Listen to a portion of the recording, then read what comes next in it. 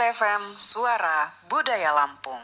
Assalamualaikum warahmatullahi wabarakatuh. Api kabah minak muaki kembali di RRI Bandar Lampung Podcast di Pro 4 FM Suara Budaya Lampung. Hari ini saya kedatangan narasumber yang cantik dan kita mau ngebahas tentang kesehatan. Kali ini adalah kontrasepsi. Tabu nggak sih ngomongin kontrasepsi? Ya enggak dong. Zaman sekarang di era modern gini memang edukasi seks itu memang perlu dilakukan karena memang ini adalah hal yang sangat penting juga untuk keluarga. Saya kehadiran satu narasumber yaitu Ibu Rosyafiani SR SSTMkes atau sering dipanggilnya adalah Ocha. Beliau ini adalah tenaga kesehatan di Puskesmas Natar Lampung Selatan. Assalamualaikum, Mbak Ocha aja lah manggilnya. Masih muda soalnya. Iya, benar. Sehat ya? Sehat, alhamdulillah. Alhamdulillah ya sehat. Kita mau ngobrolin terkait dengan kontrasepsi. Sebenarnya apa yang saya sampaikan tadi benar nggak sih? Ngomongin tentang kontrasepsi, edukasi seks itu bukan hal yang tabu lagi di zaman sekarang.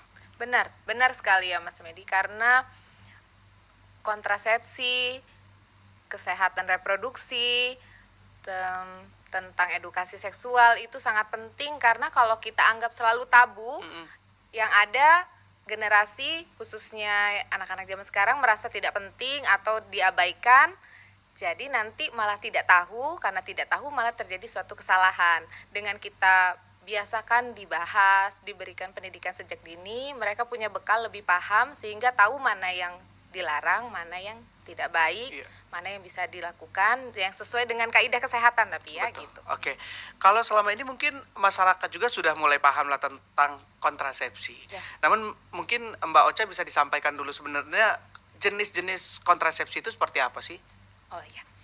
Jadi kontrasepsi itu secara definisi arti pengertiannya adalah suatu metode atau suatu kegiatan untuk mengatur agar kegiatan reproduksi atau dari pria dan wanita ini ada jarak antar kelahiran atau mungkin butuh waktu karena untuk pengobatan juga ada. Karena nanti jenis-jenis kontrasepsi itu kan ada yang menggunakan hormon, ada yang tidak. Jadi dia dibagi dua kelompok besar dulu Mas Medi. Pertama itu adalah sederhana, modern. Nanti sederhana itu ada yang pakai alat, yang ada tidak pakai alat. Yang modern yang hormon dan non hormon. Yang banyak diketahui masyarakat awam biasanya kan cuma yang suntik gitu ya, pil yang biasa dipakai sehari-hari, yang banyak dipakai oleh ibu-ibu untuk biasanya habis melahirkan gitu. Tetapi terkadang si wanita-wanita ini belum paham satu persatu jenis metode itu, karena setiap metode itu ada lebih dan kurangnya, dan biasanya itu tergantung dari si badan si penggunanya gitu, sebagai akseptor KB-nya itu. Gitu. Jadi Mbak Ocha, kalau misalkan kita atau ibu-ibu atau istri lah ya mau menggunakan KB, perlu konsultasi dulu nggak ke bidan, ke puskesmas, pengen tahu sebenarnya cocoknya yang mana gitu? Perlu sekali. Memang seharusnya itu masuk dalam program pelayanan nifas ya. Jadi kan setelah hamil, ada pelayanan hamil, ibu hamil, bersalin, nanti nifas. Nah, nifas itu kan masa setelah melahirkan. Nah, di nifas itu biasanya kalau si ibu-ibu tadi mengunjungi tenaga kesehatan, bisa kemana aja ya? Bisa ke bidan praktek, bisa ke puskesmas, bisa ke klinik-klinik, rumah sakit juga banyak ya sekarang ya. Nah, di situ nanti mereka biasanya dikonseling, dikasih penjelasan, dikasih tahu mana yang cocok, mana yang baik dengan keadaan si ibunya gitu. Karena tadi kata saya kan ada dua tuh, ada yang pakai yang sederhana yang nggak pakai hormon sama sekali, ada yang modern yang pakai hormonan. Mana yang cocok itu tergantung badan masing-masing gitu. Dan si ibu ini tadi perlu diedukasi bahwa kontrasepsi ini bukan hanya kebutuhan untuk dia menjarangkan kehamilan atau supaya nggak hamil ya, tapi ini kaitannya dengan kesehatan badan dia.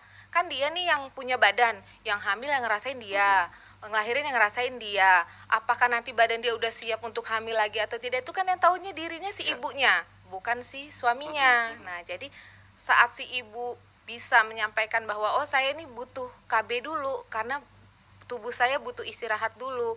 Nah, dia harus menghubungi ke tenaga kesehatan. Apa yang cocok dengan diri saya supaya badan saya bisa beristirahat, jangan tahu-tahu nanti baru 1 tahun udah hamil lagi. Kebobolan lah alasannya gitu ya. Kebobolan dan sebagainya gitu. Yang kasihan kan si ibunya sebenarnya gitu. Cuman terkadang ini nggak disadari oleh si ibu-ibunya ini, si wanita. Tapi terkadang Mbak justru suaminya yang kita bikin lagi ya program lagi pada anaknya masih kecil gitu ya, dan istrinya nggak bisa menolak itu gitu. Iya, sebenarnya itu adalah hak istri harusnya gitu. Benar, ya. itu hak istri. Jadi di tahun 1994 ada konferensi internasional tentang kependudukan dan perkembangan dunia. Salah satunya di situ membahas tentang kesehatan wanita. ICPD di Kairo itu tahun 90 itu sudah membahas tentang hak-hak reproduksi wanita. Nah, di Indonesia di tahun 1999 itu sudah diundang-undangkan, Mas. Ada undang-undangnya justru ya. Ada 12 hak reproduksi wanita. Jadi salah satunya itu mengatur tentang wanita tuh berhak loh mengatur kapan dia mau hamil, apakah dia sudah siap atau belum. Oh, saya mau KB-nya apa itu? Dia berhak gitu. Nah, tapi tadi kaitan lagi kalau untuk KB mungkin butuh juga karena tadi konsul dengan nakes, sebaiknya suami dibawa. Oke, ikut berarti ya. Ikut, karena ber-KB itu nanti tujuannya kan si suami dan istri ya, pasangan. Apa yang akan dipakai, yang dipilih itu kan ada efek samping, ada kelebihan, ada kekurangan. Nah, itu saat disampaikan oleh nakes, suami juga harus tahu. Kan ada tuh ya, Mas, yang kalau suntik ntar jadi gendut. Betul. Kalau nggak pakai pel jerawatan, gitu-gitu. Terus nanti jadi suaminya banyak komplain. Nah, itu kalau pada saat dari awal penentuan si suami ikut ke nakes, nanti kan suaminya tahu. Oh, yang pilihan yang ini ada kelebihannya. Oh, yang ini ada kekurangannya. Jadi nanti diputuskan bersama. Mana yang pas gitu jadi ya. jangan si ibunya aja yang disalah-salahin gitu. Karena kan kalau berumah tangga suami dan istri ya, jangan istrinya aja. Jangan nanti kalian udah punya anak gemuk nih haniku gantanya. Iya, gara-gara katanya udah ngelahirin jadi gemuk segala macem. Padahal yang udah semuanya dia ya, yang hamilin dia, nggak enaknya dia. Muntah-muntah kan nggak enak ya, Mas. Mas Medi kalau dulu pada saat istrinya ngerasain lagi ngidam, mabok gitu, nggak enak kan ya. Terus nanti pas ngelahirin lagi susah. Betul. Belum lagi nanti yang perjahitannya segala macem. Terus nanti pas menentuin KB-nya nggak enak lagi gitu. Sebenarnya ada loh KB-KB buat pria juga. Oh, ada? Ada. Contoh seperti apa itu kalau untuk pria? Ya, kalau yang itu yang masuk di sederhana, yang dengan alat, sederhana dengan alat kan kalau itu mungkin udah banyak yang tahu ya, pakai kondom. Terus ada juga sebenarnya sedang dikembangkan suntik untuk pria. Cuman karena ini dia kaitannya dengan penggunaan hormon, mungkin memang agak lama ya, kayak vaksin aja kan kita tuh uji cobanya berapa kali. Nah, suntik untuk pria ini juga memang sedang diuji coba, jadi belum digunakan atau belum dipakai untuk pasien gitu. Tapi sedang coba dikembangkan karena beda kan hormon perempuan sama hormon laki-laki gitu.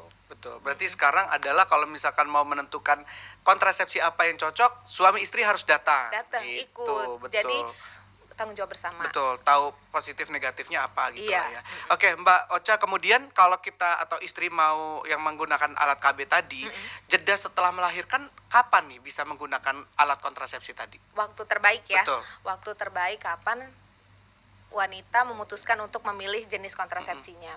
Jadi sebaiknya setelah melahirkan itu kan ibu menyusui. Nah, menyusui itu ada yang kita kenal sekarang ASI eksklusif ya, selama 6 bulan. Nah, sebenarnya ASI eksklusif itu sudah termasuk dalam metode kontrasepsi. Karena dengan dia menyusui eksklusif, hormon-hormon yang membuat dia hamil itu tertahan, Mas Medi. Jadi dia bisa menjadi salah satu metode. Tetapi kalau si ibu tidak ASI eksklusif, maka harus ditambah. Jadi sebenarnya langsung setelah dia melahirkan, paling nggak nifas tadi ya 40 hari di masa nifas, karena dia memang memilih kontrasepsi ini masuk di dalam program nifas. Jadi 40 hari selesai nifas itu dia sudah langsung bisa menemui tenaga kesehatan, konsultasi di sana mana yang lebih baik dengan keadaan tubuh si ibunya. Oke. Tadi disampaikan juga oleh Mbak Ocha ya bahwa jenis-jenis kontrasepsi itu cukup banyak gitu ya. Yang banyak diminati oleh masyarakat khususnya di Puskesmas Natar sendiri apa nih? Oke. Kalau banyaknya itu kan favorit itu karena biasanya masyarakat ini yang cari yang mudah. Kalau yang menggunakan hormon itu dibagi dua, ada yang jangka pendek, ada yang jangka panjang. Jangka pendek itu yang suntik dan pil. Suntik itu nanti ada yang 1 bulan, ada yang 3 bulan. Pil juga sama, ada yang pil untuk menyusui sama pil tidak menyusui, itu beda isi hormonnya aja, Mas Medi. Nah, biasanya mereka lebih banyak suka tuh yang gampang. Sebenarnya gampang penggunaannya, tetapi repot. Kenapa repot? Karena dia harus tiap bulan diingat. Iya. Apalagi kalau pil tiap hari diminum, lupa sehari kebobolan tadi dia. Nah, ada yang kedua yang metode jangka panjang. Kalau jangka panjang itu yang sering dikenalnya spiral, yang dia nanti dipasangnya di rahim. Sama satu lagi implan, kalau orang awam bilangnya susuk ya. Jadi itu dia minimal 5 tahun sampai 8 tahun. Jadi nggak repot kalau udah dipasang, dia nggak perlu inget-inget apa-apa lagi, ingetnya ntar lagi udah 5-8 tahun lagi. Jadi nggak perlu yang tiap bulan ke nakes atau dia harus tiap hari minum obat gitu. Tapi memang masyarakat kita sukanya yang gampang. Jadi memang kebanyakan akseptor kita terbanyak itu disuntik. Jadi suntik itu nanti yang sebulan sama yang 3 bulan. Oh gitu ya. Kalau yang spiral tadi, kalau di puskesmas kena biaya kah atau gratis juga karena BPJS atau bagaimana Mbak Ocha? Kalau untuk biaya, sebenarnya puskesmas kita kan kalau untuk penyediaan pemerintah Indonesia itu menyediakan alat-alat kontrasepsi itu melalui Dinas Pengendalian Penduduk, Dalduk BKKBN biasanya ya di situ. Di situ yang menyediakan alatnya, kita tenaganya gitu. Jadi sebenarnya bisa gratis kalau bisa ke puskesmas gitu, karena alatnya sudah disediakan. Nah, kalau kita tenaganya kan dari BPJS-nya gitu. Memang ada yang berbayar Mas Medi untuk spiral tadi, karena ada jenis-jenisnya, ada mereknya ya gitu ya. Kayak kita kalau beli sabun mandi ya, ada yang merek A, B, C, nah gitu. Betul. Spiral itu juga emang ada merek-mereknya. Mungkin ada yang berbayar itu karena pilih mereknya yang bagus gitu, atau mungkin pasangnya di dokter spesialis.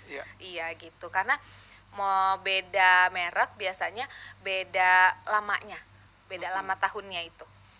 Berpengaruh gitu. Luar biasa ya. Jadi sekarang edukasi juga nih untuk Mina Muwaki bahwa ternyata penggunaan alat kontrasepsi, KB dan lain-lain itu penting gitu ya, untuk bagaimana menjaga kelahiran supaya nggak terlalu dekat jarak kelahiran dan lain-lain. Terus kalau program 2 anak cukup itu tadi yang memang sedang digembar-gemborkan pemerintah sejak dulu nih Mbak Ocha, apakah ini juga saat ini masih relevan di masyarakat?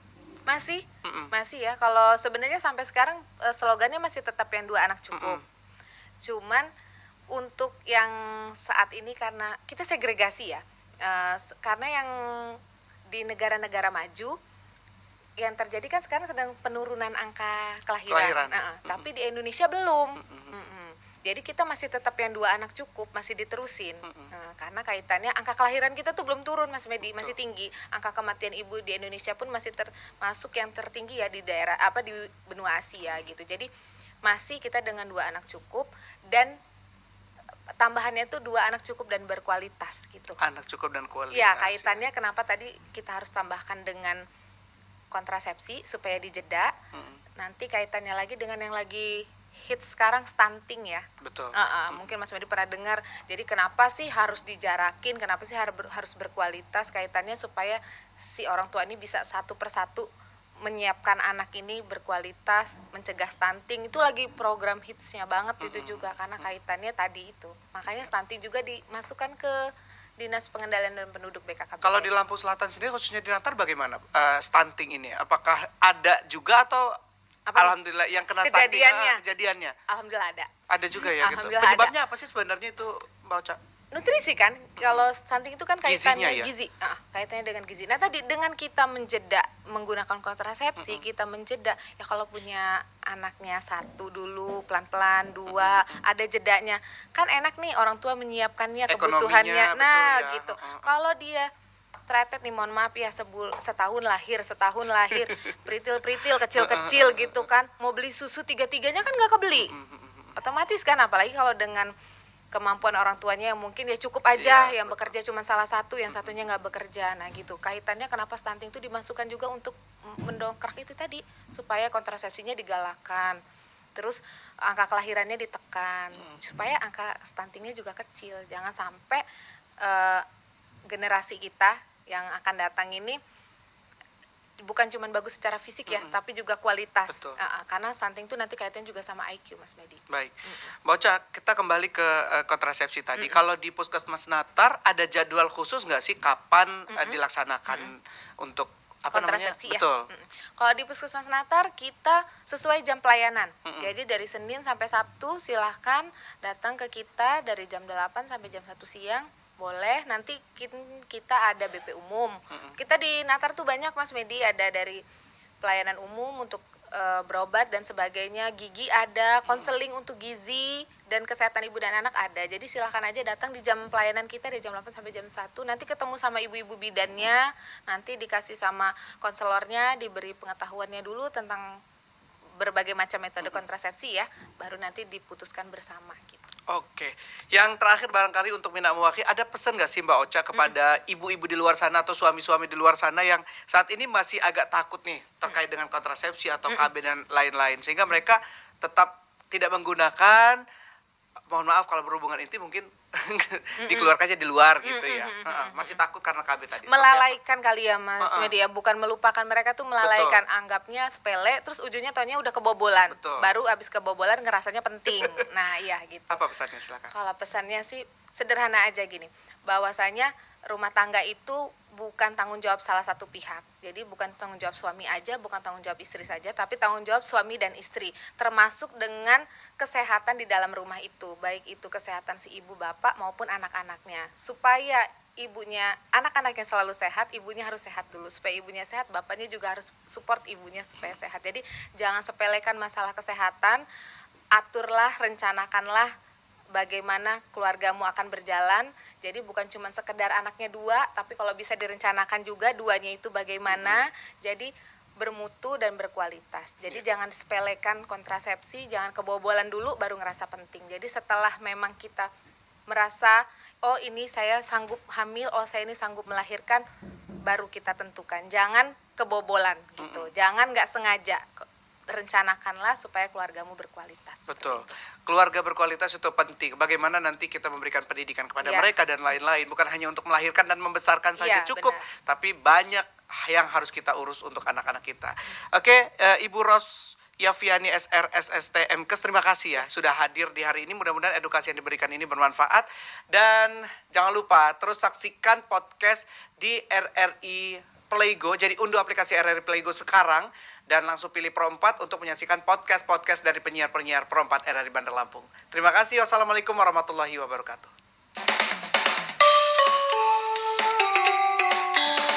Pro 4 FM, Suara Budaya Lampung.